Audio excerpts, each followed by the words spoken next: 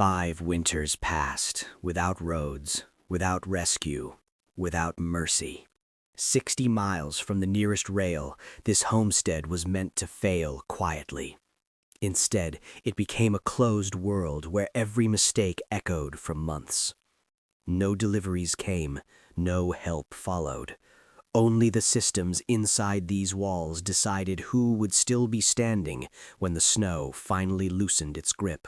The homestead sat more than 60 miles from the nearest railhead, a measured fact that mattered less in summer than it did once the rivers sealed shut and the trails dissolved into white nothingness. Maps showed lines that suggested access, but the ground told a different story. The nearest settlement lay a full week's travel away under good conditions, and winter did not offer good conditions. Snow drifted shoulder-high in the low cuts, wind scoured the flats until landmarks vanished, and the river that once guided wagons became a locked corridor of ice, unreliable and dangerous. By late November, movement stopped not by law or decree, but by physics. The homestead itself did not rise dramatically from the land. It crouched. The cabin, low-slung and compact, faced slightly south of east, angled not for beauty, but for survival. Every decision in its placement spoke to long calculation, wind patterns, sun arcs, drainage during thaw. This was not a house meant to be admired, it was meant to endure. Nearby stood a sod-lined cellar mound, barely visible under frost. A woodpile leaned inward like a huddled animal. Nothing here was accidental, and nothing here was excessive. To understand how this place would survive 5 winters without supply roads, the structure must be seen not as shelter, but as a system. Walls were not just barriers, they were storage for heat. The roof was not just cover, it was a slope engineered to shed snow before weight could become collapse. The door opened inward for a reason, and the window openings were few and deliberately small. Each feature existed because something else had failed elsewhere. The frontier rewarded redundancy, not elegance. Modern supply chains, though unnamed at the time, already existed in concept. Towns depended on rail schedules, merchants depended on shipments, and families depended on stores that depended on both. This homestead rejected that chain not by ideology, but by circumstance. When the last wagon left, it carried with it the final chance for correction. Whatever had been forgotten would remain forgotten. Whatever broke would need to be fixed with what already existed on site. The first winter arrived early. By mid-October, night temperatures dropped below zero, locking the soil before the final exterior tasks could be refined. There would be no second trip for nails, no extra barrel of flour, no replacement iron if something cracked. The family did not understand this in abstract fear, but in inventory. They counted sacks, measured salt, and weighed dried meat. Each item was not food or fuel alone, it was time. Time before hunger, time before cold, time before a choice that could not be undone. Isolation did not announce itself loudly at first. Days shortened, but work continued. Snow came in manageable layers, then deeper. The final trail vanished after a 3-day blow that erased not only tracks, but memory of direction. When the storm passed, the land looked untouched, as if no one had ever crossed it. That was when isolation became complete. No sound traveled from beyond the property. No smoke rose on the horizon. The world had narrowed to what could be seen from the cabin door. This narrowing forced a mental shift. The homestead was no longer part of a network. It was the network. Heat depended on wood already cut and stacked. Water depended on labor that would now be repeated daily under worsening conditions. Food depended on preservation choices made months earlier. There would be no trade, no borrowing, no external correction. The land offered no mercy, only consistency. Cold would remain cold. Distance would remain distance. The contrast with the towns back east was stark, even if unseen. There, winter slowed commerce, but did not stop it. Here, winter ruled absolutely. Where merchants relied on schedules, this family relied on margins. Where towns measured prosperity by growth, this homestead measured success by balance. Enough fuel to last until thaw, enough food to reach spring planting, enough strength left in the body to do the work tomorrow. Vulnerability lay not in dramatic threats, but in accumulation. A single missed chore could echo for weeks. A minor miscalculation in food use could compound into hunger long before snow melted. The stakes were quiet, but total. Survival would not be decided by a single storm or event, but by whether systems held under repetition. By December, the river was fully frozen, its surface broken by pressure ridges that made crossing unpredictable. The last visible path to the outside world had become a risk rather than a route. Attempts to travel now would cost more energy than they returned. The homestead was no longer remote by choice, it was bound in place. Snow continued to build, swallowing fence lines and half-burying outbuildings. Wagon ruts from autumn, once deep enough to guide wheels, faded into shallow depressions and then disappeared entirely. The land reset itself, indifferent to effort. Only the cabin remained visible, a dark, deliberate shape against the white. Inside, the system waited to be tested. Heat would need to last through nights that stretched 14 hours. Food would need to stretch through months measured not in days but in storms. Every decision ahead would be judged by winter, and winter was already present. As the year turned, the homestead crossed an invisible threshold. There was no longer a way back to what had been left behind. The snow had swallowed the last wagon ruts, and with them the idea of resupply. What remained was a closed loop of land, labor, and endurance. And beyond the frozen river and empty plains, the story tightened, ready to reveal why the roads had failed long before the snow arrived. The roads did not disappear in a single storm. They failed slowly, season by season, long before snow sealed the land. What collapsed here was not just earth and timber, but a promise made on paper and never fulfilled in soil. By the time winter arrived, the roads were already ghosts. At first glance, it seemed unreasonable that a homestead only 60 miles from a railhead could be so completely cut off. On maps, the distance appeared manageable, even modest. Survey lines stretched confidently across the territory and projected routes suggested inevitable connection. But the land did not cooperate with ink. Between the rail terminus and the homestead lay a complex system of rivers, low basins, and open plains that behaved differently each month of the year. In spring, the ground dissolved. In summer, it cracked. In autumn, it hardened briefly. In winter, it locked itself shut. Mud season was the first quiet destroyer. When the snow melted upstream, the rivers spilled outward, saturating the plains until the soil lost all bearing strength. Wagons sank axle deep within a mile of leaving firm ground. Horses strained, then stopped. Attempts to reinforce the routes with brush or logs were swallowed within days. What looked like a road one week became an impassable trough the next. Freight companies learned quickly that schedules meant nothing here, and after a few costly losses, they rerouted elsewhere. Summer offered no relief.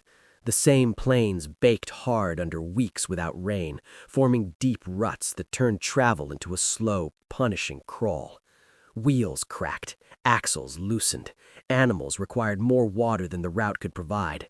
A journey that should have taken 4 days stretched to 7, sometimes 10, and every extra day increased cost without increasing profit. Roads are not built on optimism. They are built where return is guaranteed. This land offered no such assurance. Blizzards completed what mud and heat had begun.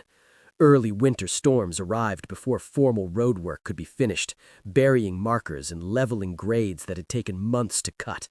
Snow fell not just vertically, but sideways, driven by wind strong enough to reshape the ground beneath it. Drifts rose 15 feet high in natural cuts, sealing low routes entirely. Any road that depended on visibility or memory ceased to exist. After the first major winter, no one could even agree where the road had been. River ice posed a different problem.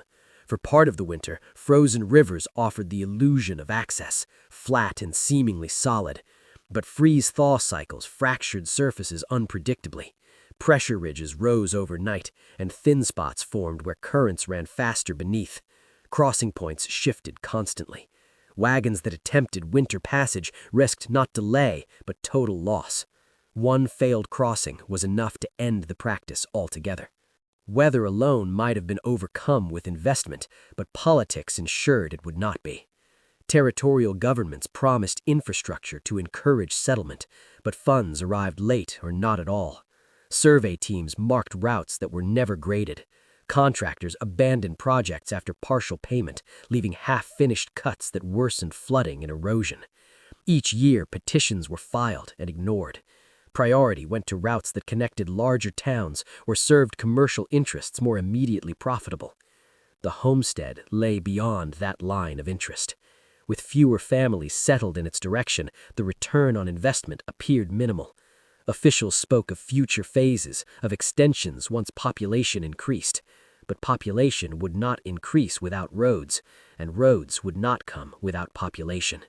The result was paralysis disguised as planning. Mail service revealed the failure most clearly. In the first year, deliveries arrived every 3 weeks during good weather. By the second year, gaps stretched to 6 weeks, then 10. Winter deliveries stopped entirely. News from the outside world arrived stale, if at all. Notices of policy changes or land adjustments came too late to matter. The homestead existed in a bureaucratic blind spot, officially present but functionally absent. Promises compounded the damage. Settlers were encouraged with assurances of connection, of schools, of nearby depots.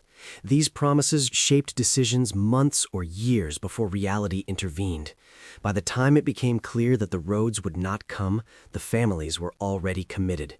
Buildings stood, crops had been planted. Leaving would mean forfeiting years of labor. Staying meant adapting to isolation that had not been fully disclosed. Structural failure, in this case, was not dramatic collapse, but systemic neglect. Roads require constant maintenance, especially in volatile climates. Ditches must be cleared, surfaces crowned, crossings reinforced. None of this happened consistently. Each neglected season multiplied the work required the next. Eventually, the cost of repair exceeded the political will to fund it. The roads were not destroyed, they were abandoned. Distance magnified every flaw. 60 miles became an insurmountable barrier when each mile demanded separate attention. Without bridges, rivers dictated routes. Without gravel, mud dictated timing. Without markers, snow dictated memory. The land enforced its own rules, and those rules did not favor speed or scale. By the third winter, maps circulating in distant offices still showed a line where the road should have been. On the ground, no trace remained. Snow filled the cuts, grass reclaimed the grades, and the earth smoothed itself back into continuity. Travelers unfamiliar with the area could pass within a mile of the homestead and never know it existed. This was the final failure: invisibility. Without a road, the homestead fell out of consideration entirely. No traffic meant no witnesses. No witnesses meant no urgency. Isolation became self-sustaining.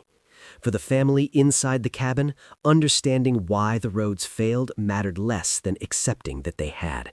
There would be no rescue disguised as infrastructure. No late-arriving survey crew would carve a path through frozen ground. The failure was complete and enduring. As winter deepened, the truth became unavoidable. The homestead was not waiting for reconnection. It was operating beyond it. The system inside the cabin would now face the same scrutiny the roads had failed. And somewhere far away, on a government map, a route ended abruptly, stopping just short of the place that had learned too late that lines on paper do not survive contact with land. From a distance, the cabin appeared ordinary, almost unimpressive against the wide winter plains. But survival on this land was never decided by appearance. What mattered was how the structure answered the wind, the cold, and the long arithmetic of winter nights. The cabin did not sit randomly on the claim. It was placed after weeks of observation, not of scenery, but of movement. wind direction mattered more than view. The prevailing winter winds came hard out of the northwest, fast enough to strip heat from exposed skin in minutes. The cabin's longest wall faced away from that pressure, presenting a narrow profile that allowed gusts to slide past rather than strike broadside. Its front angled slightly toward the rising sun, catching early light during the coldest months when daylight was scarce and precious. This orientation was not symbolic, it was mechanical. Sunlight in winter did not warm the air much, but it warmed surfaces, and surfaces held heat longer than air ever could. The cabin's southern exposure allowed low winter sun to strike the walls directly, feeding warmth into the walls hour by hour. In summer, the sun climbed higher, passing over the roof with less impact. This seasonal balance reduced extremes without requiring adjustment. The cabin worked quietly, responding to celestial patterns that could be trusted when roads and schedules could not. The walls themselves were the next line of defense. Each log was chosen not just for availability, but for density. Heavier logs held more heat and released it slowly, creating thermal mass that smoothed the violent swings between day and night. The walls measured nearly a foot thick once chinked, packed with a mixture of clay, ash, and fibrous material gathered from the land. Gaps were sealed not for appearance, but to stop airflow. Air was the enemy. Cold did not invade by force, it slipped in through neglect. Roof pitch mattered just as much. Too shallow, and snow accumulated until weight threatened collapse. Too steep, and wind lifted shingles, exposing seams. The roof here struck a careful balance, steep enough to shed heavy snowfall, but low enough to remain stable under constant wind. Layers of timber and sod added insulation and mass, trapping warmth below while resisting penetration from above. Every pound of material served more than one purpose. Inside, the cabin felt smaller than its footprint suggested. This was intentional. Smaller volume required less heat to warm and less fuel to maintain. The ceiling sat low, compressing the space where warm air could collect. Corners were tight, reducing dead zones where cold might settle. Nothing about the interior encouraged excess movement. Energy was conserved by design. The cabin functioned as a system, assembled in deliberate stages. First came the site. Slight elevation prevented meltwater from pooling against the foundation during thaw. Proximity to timber reduced hauling distance for fuel and repairs.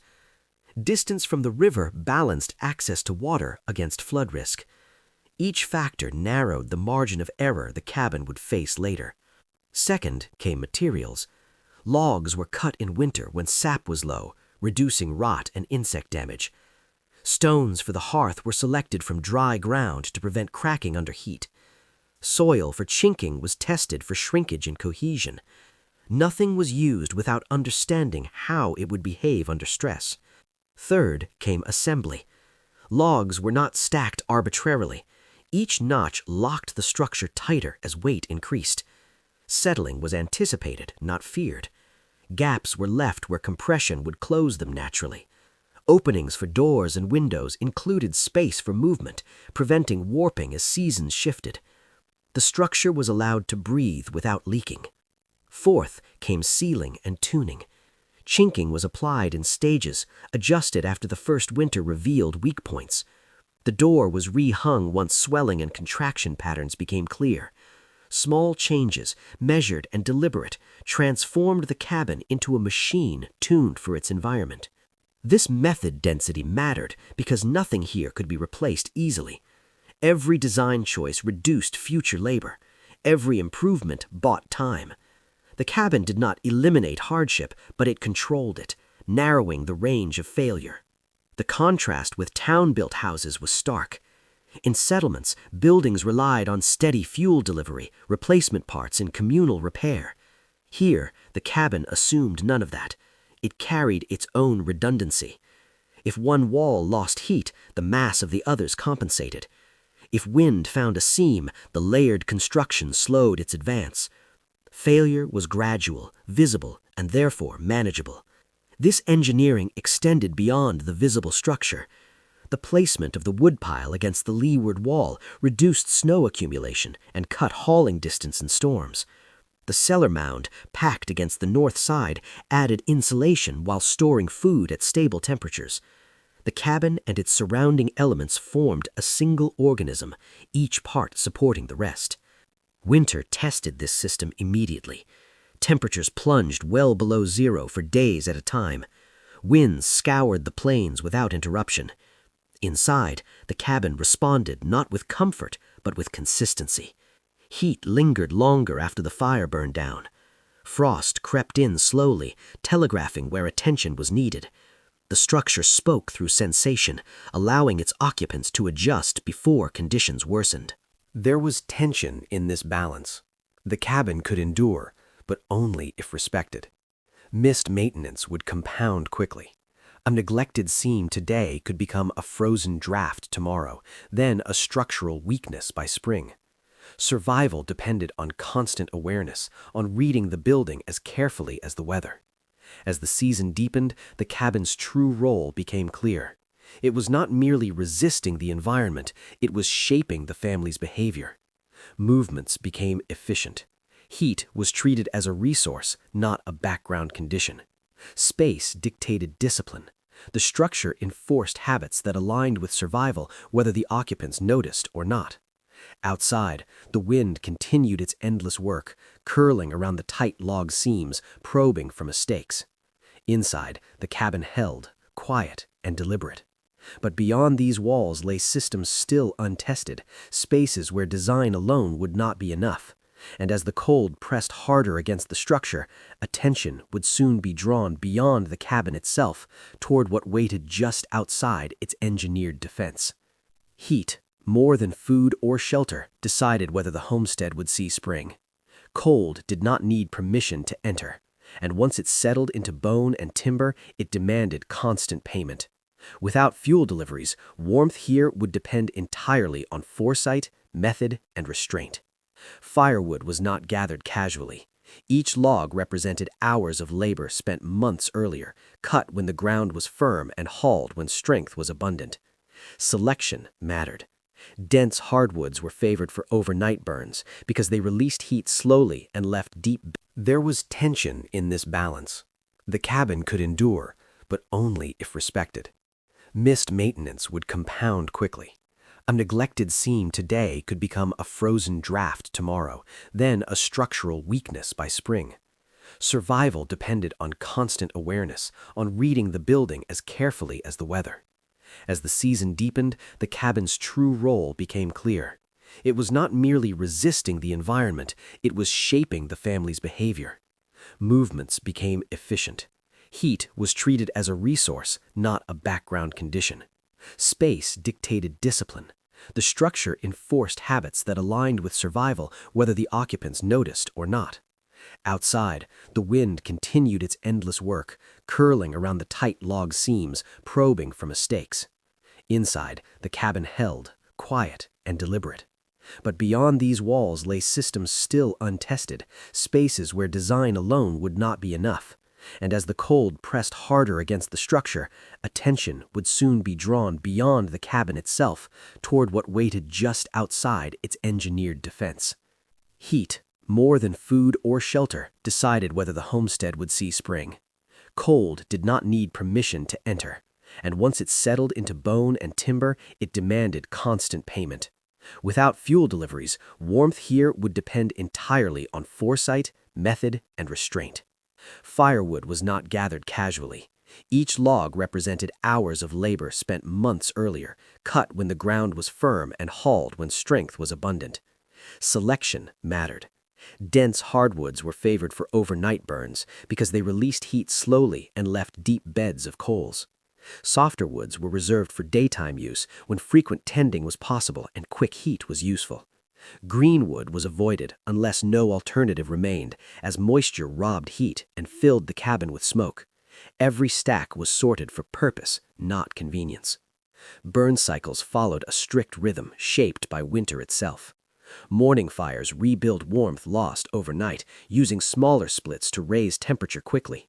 Midday burns were conservative, sustaining heat without waste while other tasks demanded attention. Evening fires were deliberate and heavy, built with thick sections arranged to collapse inward as they burned. The goal was not flame, but coal. Coals held heat longer and released it steadily, carrying warmth through the long dark hours when movement slowed and fuel could not be spared. Ash was never discarded thoughtlessly. Once cooled, it was sifted and reused, spread beneath the hearth to insulate the ground and reflect heat upward. Fine ash filled gaps where cold might creep in along the floor. Mixed with water, it became a weak lye solution used sparingly for cleaning tools and preserving materials. Waste here was simply unrecognized utility. The hearth itself was placed with precision. Set near the center of the cabin rather than against an exterior wall, it radiated heat evenly in all directions. This reduced cold pockets and limited heat loss through the structure.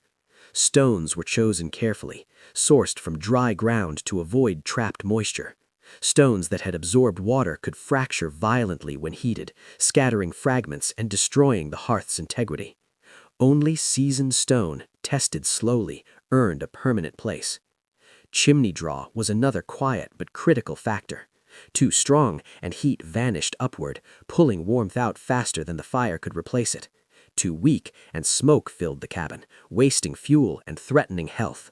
The flue was sized to balance these forces, and its height adjusted incrementally after the first weeks of use. Dampers were rare luxuries, so control came from fire management rather than mechanical intervention. The fire was taught how to behave. Overnight heat strategy determined survival during the coldest stretches. Before sleep, the fire was allowed to burn down deliberately, converting flame into a dense bed of coals. Thick logs were placed close together to slow combustion, and air intake was reduced carefully to avoid extinguishing the fire entirely. The hearthstones absorbed heat during this final phase, releasing it slowly as the cabin cooled. The result was not comfort, but continuity. Temperatures dropped, but not catastrophically. This strategy demanded discipline. Adding too much wood wasted fuel and risked overheating early in the night, leaving nothing by morning. Adding too little invited freezing before dawn. The margin was narrow, and mistakes were punished with exhaustion rather than drama. Rising before light to revive a dying fire became routine, hands stiff, breath visible in the air. Heat was earned daily, not granted. Safety was inseparable from efficiency. Fires were never built directly against the stone walls without clearance, as trapped heat could crack masonry over time. Chimneys were checked constantly for creosote buildup, which increased the risk of chimney fires that could destroy the only heat source available. Ventilation was maintained even during severe cold, as stale air weakened bodies faster than chill alone. Survival required vigilance without panic. The absence of fuel deliveries reshaped behavior beyond the hearth. Movement within the cabin slowed to conserve warmth. Clothing was layered strategically, reducing reliance on fire during waking hours. Tasks were clustered to minimize repeated exposure to cold zones near doors. The fire dictated schedule, not the clock. Daylight and heat became linked resources, each extending the usefulness of the other. There was tension in this system, a constant negotiation between immediate comfort and long-term survival. Burning more wood today made tomorrow colder. Saving fuel tonight risked stiffness and sickness by morning. Every choice carried delayed consequences, and winter magnified them relentlessly. The fire was not an ally, it was a tool that demanded respect. Outside, the wind pressed against the cabin without pause. Snow buried the woodpile faster than expected, forcing daily digging just to access fuel. Each trip outside cost heat and strength, reinforcing the need for careful planning. The homestead learned to think in layers. What could be done now? What could wait until midday warmth? What must be prepared before nightfall? As weeks passed, the system proved itself. The cabin never formed fully, but it never froze either. Embers lingered each morning, glowing faintly beneath ash, a promise that the night had been endured. These embers mattered psychologically as much as physically. They meant continuity. They meant the system had held another day. Yet winter was far from finished. The cold deepened, stretching nights longer and daylight thinner. Fuel stacks shrank steadily despite restraint. The arithmetic of survival tightened with every passing week. Heat could be managed, but only within limits, and beyond those limits waited other systems equally fragile and essential. At dawn, when the fire was coaxed back to life from its last glowing core, the cabin breathed again. Embers, still warm beneath the ash, marked another successful night, but they also marked the passage of time. Winter was not static. It was moving, slowly and inexorably, towards moments when heat alone would no longer be the hardest problem to solve. Snow could be endured, cold could be managed, but hunger erased patience faster than either. Food was the one system that could not be improvised once winter closed its grip. What lay beneath the cabin floor and along its walls would determine not just survival, but judgment, restraint, and resolve. Long before the first freeze, food preservation had shaped every decision on the homestead. This was not abundance in the modern sense, but calculated sufficiency. Crops were planted not for taste or variety, but for storage life and caloric return. Potatoes, turnips, squash, and dried corn formed the backbone of winter nutrition, chosen because they endured darkness and cold without constant attention. Meat was treated as a seasonal resource, consumed fresh when possible, then preserved aggressively when temperatures dropped. The root cellar was the quiet center of this system. Dug into the earth on the north side of the cabin, it relied on soil rather than fire to regulate temperature. Earth insulated against extreme cold while preventing spoilage during brief warm spells. Ventilation was minimal but precise, allowing moisture to escape without freezing the stores.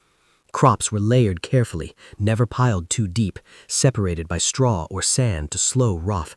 The cellar smelled of damp soil and starch, a scent that signaled security as long as it remained stable. Smoking extended meat far beyond its natural limits. Cuts were trimmed lean, salted thoroughly, then hung above slow-burning hardwood fires that produced more smoke than flame. This process took days, sometimes weeks, and required constant monitoring. Too much heat cooked the meat prematurely, too little allowed decay. Smokehouses were built low and tight, often partially sunk into the ground to maintain consistency. The result was meat that shrank in size but grew in value, dense with calories and resistant to spoilage. Drying offered another layer of redundancy. Thin slices of meat and vegetables were laid out during dry autumn days, protected from insects and sudden rain. Once fully dehydrated, they were stored in cloth or sealed containers to prevent moisture from returning. Dried food weighed little and lasted long, but demanded water and fuel to make it edible. This trade-off was accepted deliberately. Every preservation method solved one problem while creating another, and survival meant balancing those equations months in advance. Fat preservation mattered as much as protein. Rendered animal fat was stored in sealed containers, protected from light and air. Fat carried more than twice the calories of dried meat or grain, and became essential during the coldest weeks when energy demands peaked. It was added sparingly to meals, stretched carefully, and guarded closely. Without fat, the body burned itself. With it, endurance extended. Numeric reality shaped every meal. An adult performing winter labor burned thousands of calories daily, far more than summer work required. Stored food had to bridge that gap for months without replenishment. Sacks were weighed, jars counted, shelves measured. The family knew roughly how many weeks each category could last if rationed strictly. There was no guessing. Eating more today meant eating less later, and winter offered no forgiveness for optimism. Indigenous knowledge informed much of this system, though it was rarely credited at the time. Root cellaring techniques mirrored methods used by plains peoples for generations, adapting earth and airflow rather than fighting them. Smoking and drying methods reflected practices refined long before settlers arrived, passed indirectly through observation and necessity. Immigrant traditions also played a role, particularly from Northern and Eastern Europe, where long winters had forced similar solutions. The homestead was not inventing survival, it was assembling it from borrowed wisdom. Meals themselves were simple and repetitive. Variety was sacrificed for predictability. Each ingredient was familiar, each portion measured by experience rather than appetite. Hunger was managed, not eliminated. The body adapted, learning to work with less, conserving energy where possible. This adaptation was not painless, but it was effective. As winter progressed, the shelves told the story more honestly than memory. Jars emptied, sacks softened and shrank. What once felt abundant now required attention. By the third winter, the margin narrowed noticeably. Crop yields varied year to year, and preservation losses accumulated. A cracked jar, a spoiled batch, a miscalculated portion months earlier echoed forward, reducing flexibility later. By year 4, the shelves no longer looked full even at the start of winter. The system still functioned, but it demanded stricter discipline. Portions were reduced slightly. Fat was stretched further. Fresh meat became rare, replaced by soups and stews designed to extract maximum nutrition from minimal input. Every bone was boiled, every scrap rendered useful. This was the moral turning point of isolation. Food scarcity tested not just planning, but character. There were moments when eating more would have eased exhaustion, when saving less would have brought comfort. Choosing restraint meant choosing future survival over present relief. The cost was cumulative, paid in thinner bodies and quieter meals. Yet the system held, not because it was generous, but because it was honest. Nothing was hidden, nothing was wasted unknowingly. Each decision was visible in the cellar and on the table. The family learned to read scarcity not as failure, but as information. Adjustments were made early before desperation forced mistakes. Outside, snow continued to bury the land, indifferent to hunger or planning. Inside, the shelves marked time more clearly than any calendar. By late winter of the 4th year, gaps between jars grew wider, shadows lengthened between stores. Survival was no longer about preparation alone, but about endurance through depletion. As the family took stock, they understood something essential had changed. The food had not failed, but it was finite. The system had carried them this far, but it would not forgive complacency. And as the shelves slowly emptied, the question shifted from how food had been preserved to how much longer restraint itself could be sustained before another system was forced to carry the weight. Cold could be negotiated, and hunger could be managed, but thirst allowed no compromise. When everything froze, water stopped being a background need and became a daily confrontation with the elements. The homestead's survival now depended on a system that demanded labor every single day, no matter the weather. In summer, water had been taken for granted. The river flowed steadily, shallow enough to approach and clear enough to trust with minimal treatment. Buckets were filled quickly, chores completed without urgency. Winter erased that simplicity overnight. Ice formed first along the banks, then thickened outward until the river became a solid plain broken only by pressure lines and snowdrifts. What had once moved freely now resisted every attempt to reach it. Ice cutting became routine, but never easy. Each day began with a walk to the river, carrying tools that felt heavier in the cold than they had any right to. The surface was tested carefully before weight was committed. Ice thickness varied with current and temperature, and guessing wrong meant losing tools, or worse. Once a suitable spot was found, a hole was opened through repeated strikes, chips flying sharp and fast.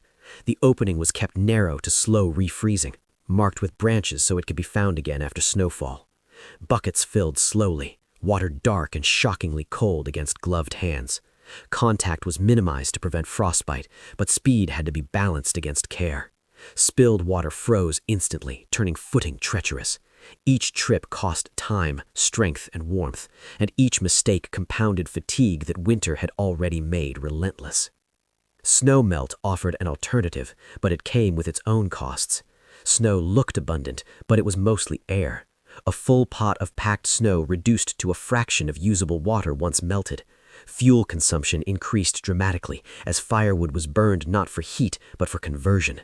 Snow collected from the surface carried debris, ash, and sometimes animal traces, all of which had to be managed.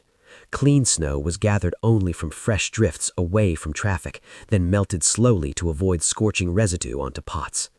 Efficiency became critical. Snow was never melted alone. It was added incrementally to already warm water to reduce fuel use. Pots were kept covered to retain heat. Meltwater was used immediately when possible, stored only when necessary later. Continuity risks rose sharply in winter. Ice trapped impurities beneath its surface, concentrating them in the remaining liquid water. Snow absorbed airborne ash from the chimney and particles carried by wind across miles of open land. Meltwater that looked clean could still carry illness. Boiling became non-negotiable, even when fuel was scarce and exhaustion tempting. Water was brought to a rolling boil, held there long enough to ensure safety, then cooled and stored carefully. Boil cycles were planned around other tasks. Water heated while meals cooked or while the cabin warmed after morning fires. Nothing was done in isolation. Time and fuel were layered, each task supporting another. Still, the process demanded attention. Pots left unattended boiled dry quickly, wasting fuel and damaging equipment that could not be replaced. Storage posed another challenge. Water containers froze easily, cracking if left too full or exposed. Buckets were kept near the hearth, but not close enough to interfere with fire safety. Smaller containers were rotated frequently, used before freezing could compromise them. Nighttime temperatures dropped far below zero, and any oversight was punished by ice splitting seams or rendering water unusable by morning. Labor costs mounted steadily. Each gallon of water represented multiple trips, careful handling, and additional fuel. In sub-zero temperatures, simple movement taxed the body. Breath burned the lungs, muscles stiffened quickly, and sweat became dangerous. Clothing layers had to be adjusted constantly to avoid dampness that could freeze during rest. Water work could not be rushed, but it could not be delayed either. Psychologically, water collection wore down morale more quietly than hunger. There was no sense of progress, only repetition.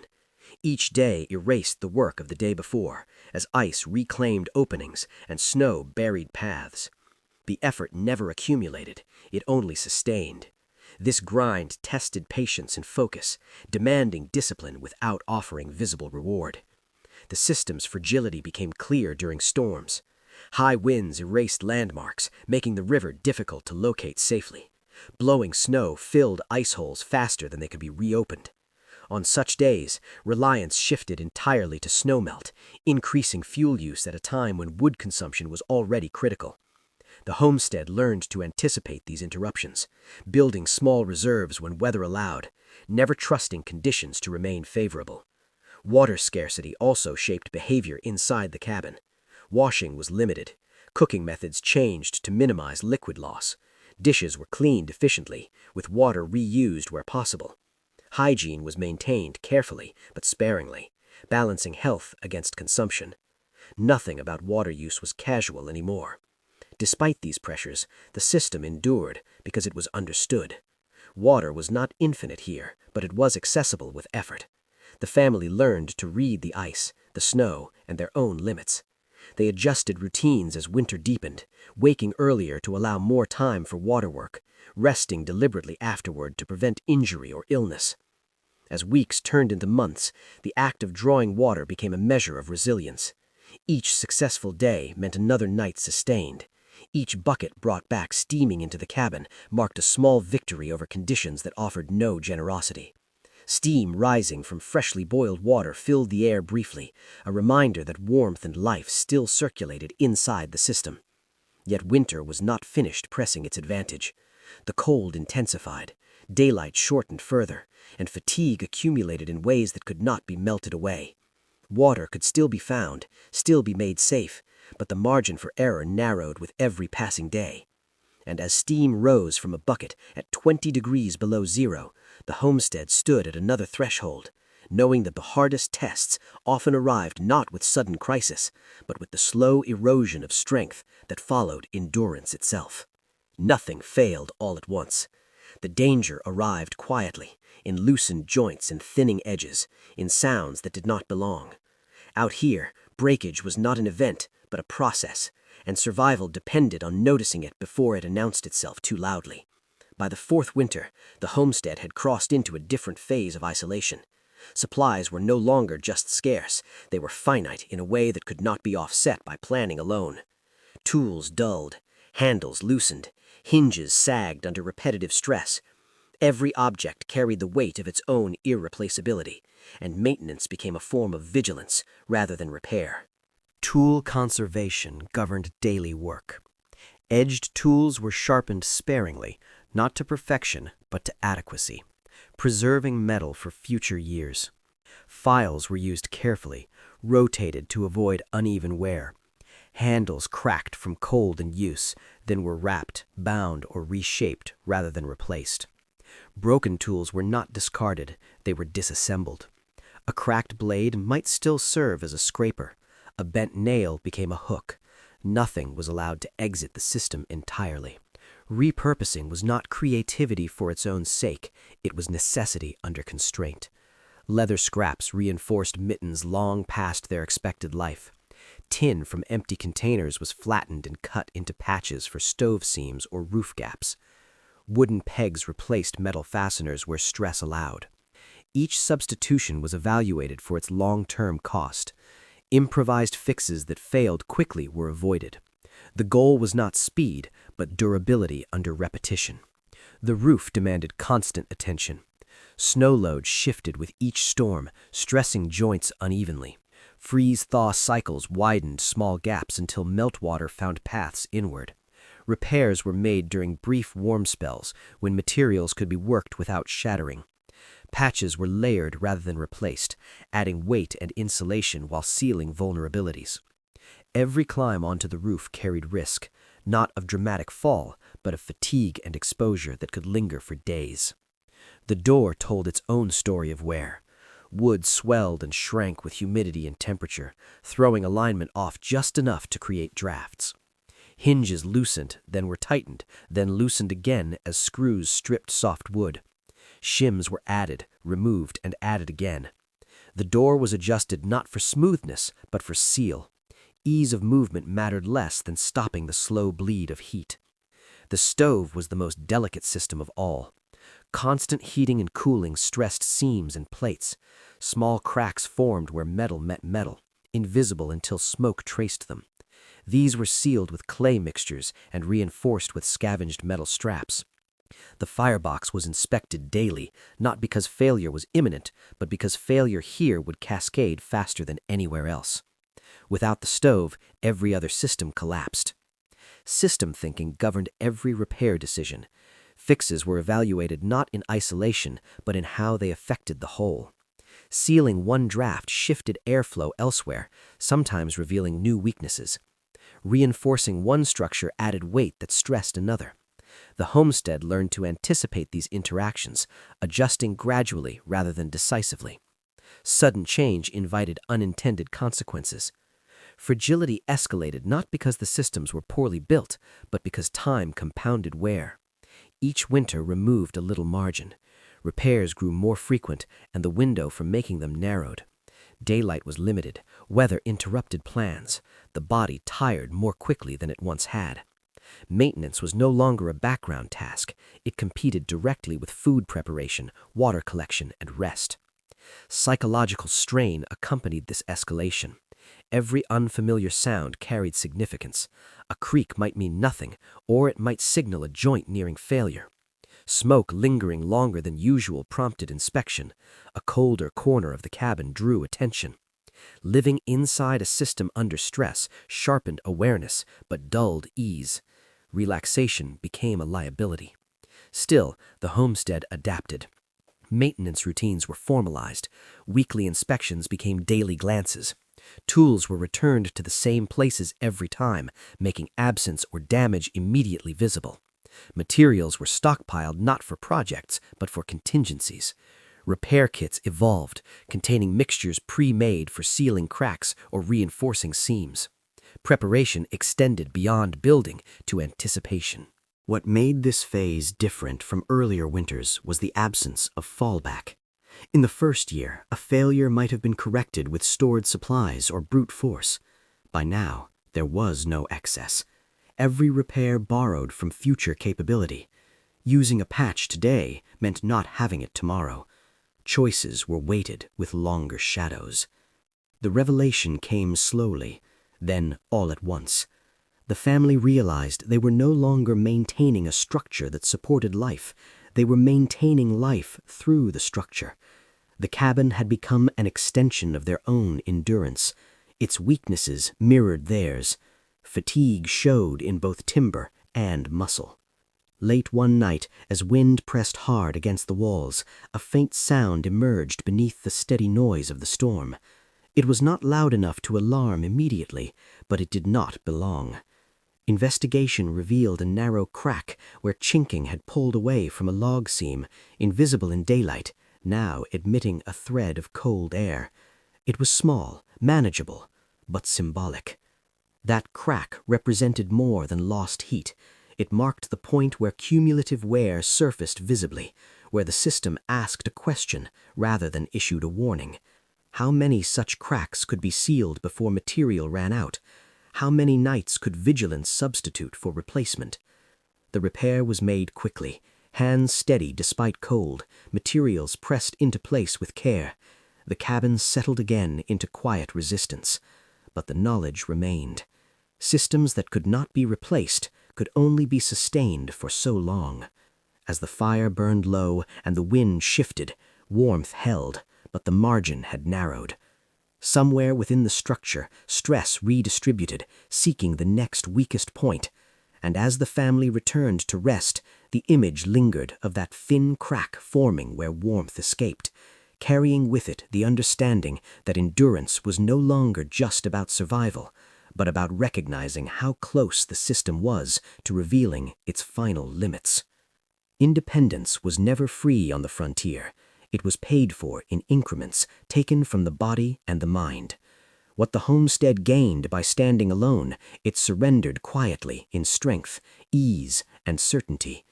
By the later winters, survival was no longer just a technical problem. It was a human one.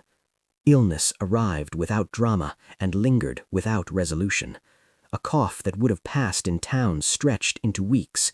Stiff joints never fully loosened again after cold mornings. Minor infections demanded attention because there was no one else to share the load if a body failed. Rest was a luxury rarely afforded, and when it was taken, it came with cost. Every hour spent still meant another task waiting, another system operating without oversight.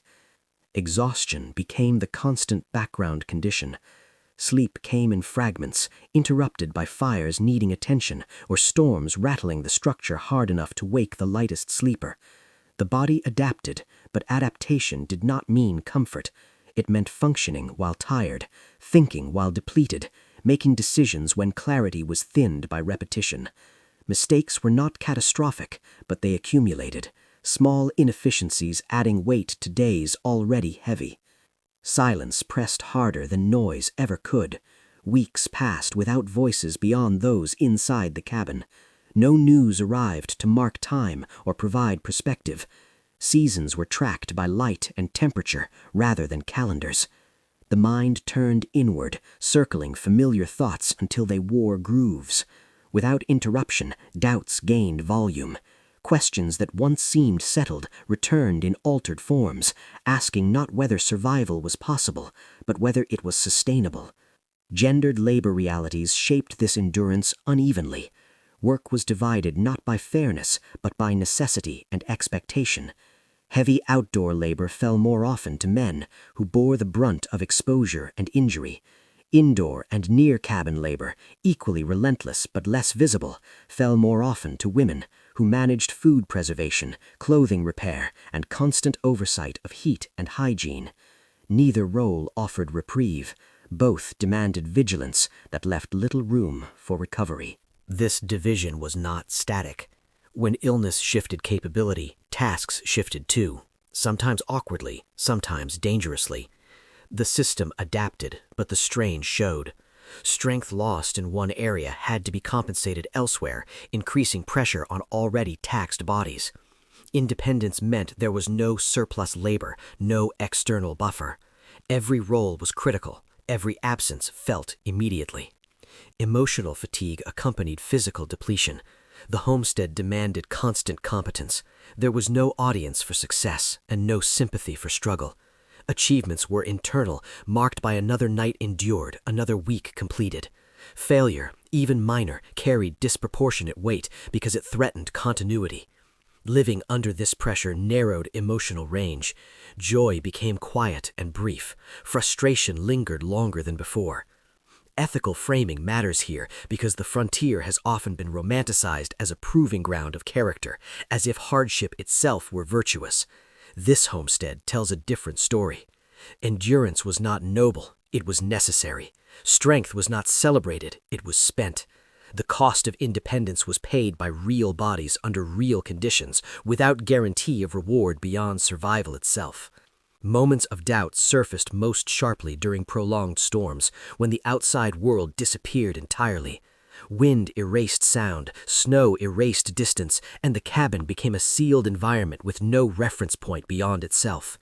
In those moments, the question was not whether to continue, but why. The answer was rarely grand. It was often as simple as having already invested too much to abandon the system now. Relationships inside the cabin evolved under this pressure. Conversation grew efficient, focused on tasks rather than reflection. Misunderstandings carried extra weight because there was no escape from them.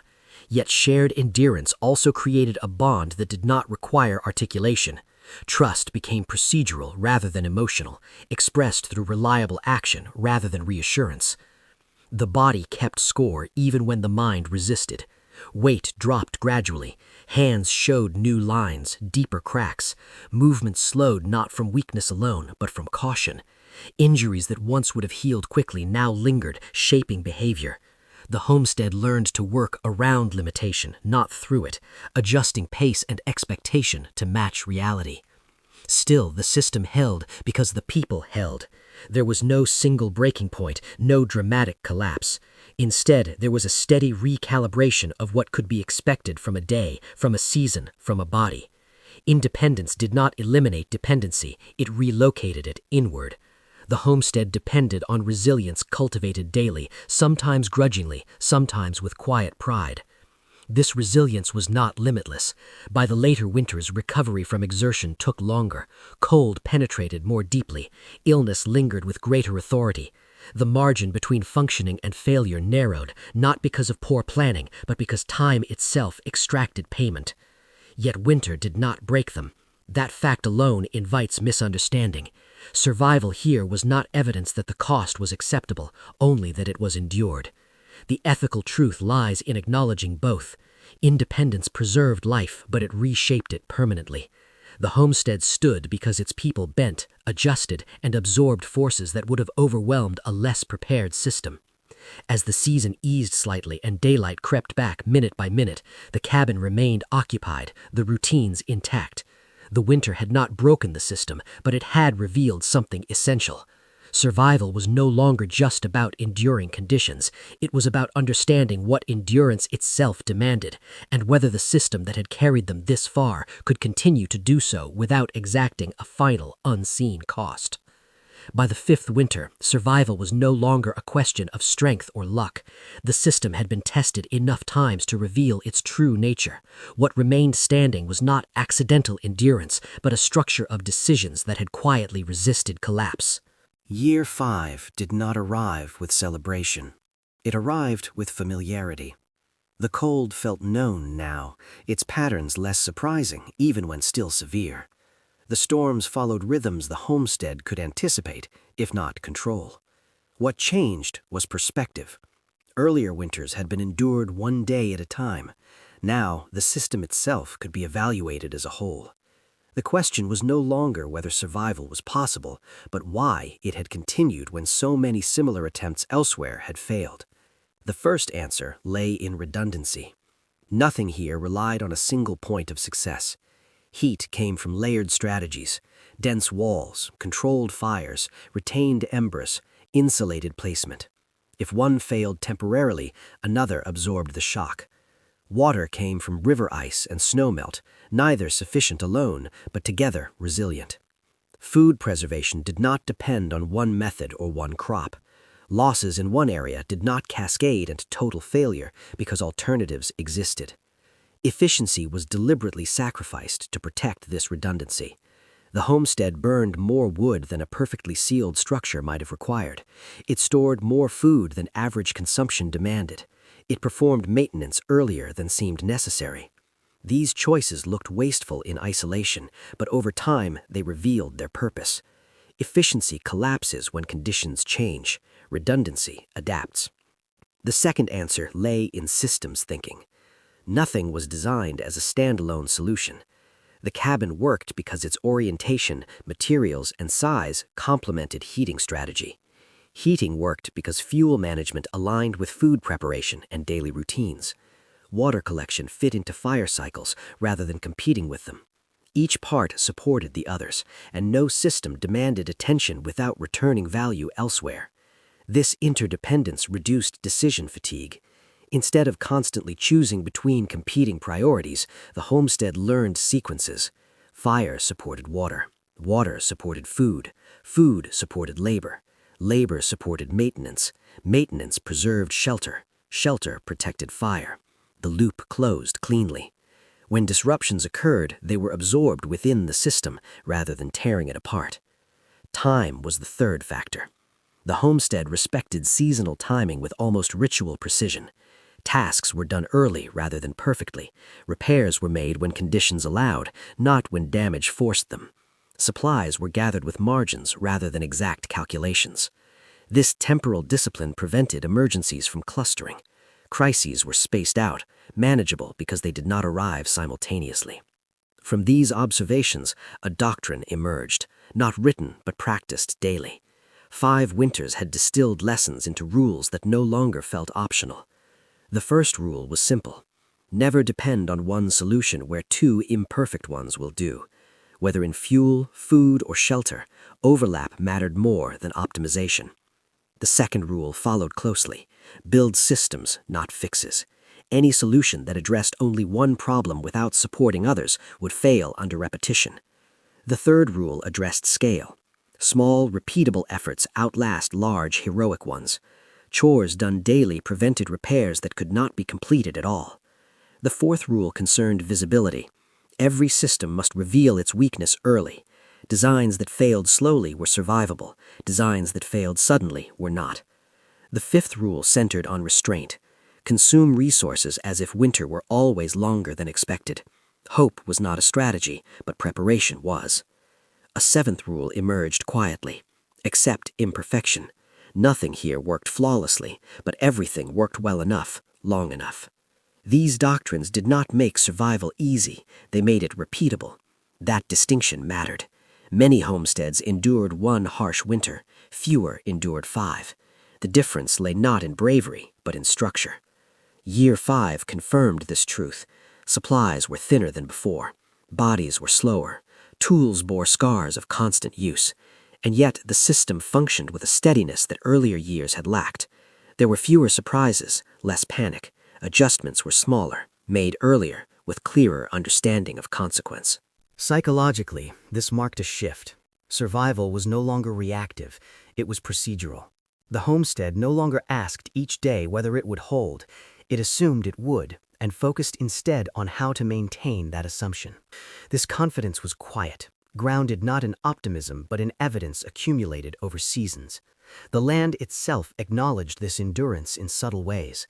Paths compacted into recognizable routes despite snowfall. Wind patterns around the cabin became predictable. The homestead carved a presence into the environment, not by force, but by persistence.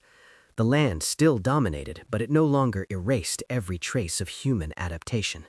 Then, near the end of the 5th winter, something changed beyond the boundary of the system. After a storm passed, a line appeared on the horizon where none had existed before. Tracks. Faint at first, then clearer with each day. Someone, somewhere, was moving across the plains again. The world beyond isolation was beginning to stir. This did not bring immediate relief. Roads did not appear overnight. Supplies did not arrive. But the sight altered perspective. The system had not been built to wait for rescue, yet it had endured long enough to meet it on its own terms. The doctrine held. The system held. And as the tracks stretched farther across the snow toward the horizon, the homestead stood not as a relic of hardship, but as proof that survival, when structured carefully, could outlast even the absence of connection. When the roads finally returned, they did not announce themselves with ceremony. They arrived quietly, almost cautiously, as if unsure they were still needed. By then, the homestead had already answered a harder question: how to live when help never comes. Modern America measures survival by access. Power grids, supply chains, emergency services, and constant connectivity form an invisible net beneath daily life. When something breaks, replacement is assumed. When food runs low, replenishment is expected. Comfort is built on speed, and resilience is often outsourced to systems few people ever see. The homestead stood outside that logic entirely. What this place demonstrated was not self-sufficiency as a slogan, but as a discipline. Nothing here worked because it was advanced. It worked because it was layered, restrained, and understood. Where modern systems prioritize efficiency, the frontier prioritized margin. Where modern life removes friction, the homestead accepted friction as instruction. Each difficulty revealed information, and that information shaped the next decision. The contrast was stark even as the world began to reappear. Survey crews would eventually mark routes. Wagons would pass within sight of the cabin. News would arrive again, fresh rather than delayed by months. Yet the homestead did not suddenly become safer or more capable because of that. It had already learned to function without external correction. Connection was now an addition, not a dependency. This is what modern America often forgets. Resilience is not created in crisis, it is revealed there. The systems that saved the homestead were built long before they were tested. They were built slowly, often inefficiently, and with constant attention to failure modes. Nothing here assumed best-case outcomes. Everything assumed winter would be longer, storms harsher, bodies slower than hoped. What still applies today is not the specific tools or techniques, but the thinking behind them. Redundancy still matters more than optimization. Systems still outperform single solutions. Resources still last longer when consumed with humility rather than confidence. These truths have not aged out. They have only been obscured by convenience. Modern dependence creates a different kind of vulnerability. When systems are invisible, their failure feels sudden and shocking. When skills are externalized, adaptation becomes difficult under pressure. The homestead survival was not impressive because it was extreme, but because it was intentional. Nothing here relied on assumption. Everything relied on practice. There is also a moral lesson embedded in this endurance. The frontier did not reward recklessness or bravado. It rewarded patience, cooperation, and restraint. Independence was not isolation for its own sake. It was responsibility accepted without illusion. Romantic narratives often frame frontier life as freedom without cost. This homestead proves the opposite. Freedom here was purchased daily, with labor, discipline, and acceptance of limits. As roads returned and supply lines crept closer, the temptation would have been to abandon the old systems immediately, to trade discipline for convenience. Some changes would be welcome, even necessary, but the deepest value of the homestead lay in what it refused to forget. Systems that worked under isolation would work even better with connection. Skills learned under constraint would not lose relevance with abundance. The cabin itself stood unchanged as the world adjusted around it. Its walls still held heat. Its hearth still burned steadily. Its cellar still moderated temperature without machinery. It did not need modernization to remain useful. It needed respect. The structure embodied a memory of how survival had once been normal rather than exceptional. This memory matters because crises do not announce themselves politely. Weather shifts, infrastructure fails, distance reasserts itself in moments when speed disappears. In those moments, the difference between panic and response lies in whether systems exist beneath the surface, waiting to be used. The homestead was never meant to be a monument. It was meant to function. Yet that function turned it into something more enduring than a relic. It became a reference point, a quiet argument against the idea that progress eliminates the need for resilience. Progress only changes where resilience must be applied. As wagons passed and tracks multiplied, the cabin did not become obsolete. It became instructive. It reminded anyone willing to look that survival without rescue is not a failure of society, but a skill society once expected its members to hold. That expectation has faded, but the need has not. The final image is not one of abandonment or triumph. It is steadier than that. The cabin remains standing after the roads arrived, unchanged in purpose, even as the world reconnects. It has already proven what it needed to prove. The systems held, the people endured, and the lesson remains, waiting quietly for the next moment when modern America is forced to remember what it once knew. When the roads finally returned, the cabin no longer needed them. It had already answered winter on its own terms, season after season. What survived here was not luck or isolation, but discipline turned into structure. The snow receded, the world moved closer again, and the homestead remained, quiet proof that survival favors those who prepare long before they are tested. Stories like this don't survive unless someone carries them forward. If this homestead made you rethink comfort, distance, or preparation, pass that thought to someone who'd understand it too. And before you go, where are you watching from? And could a system like this still work where you live today?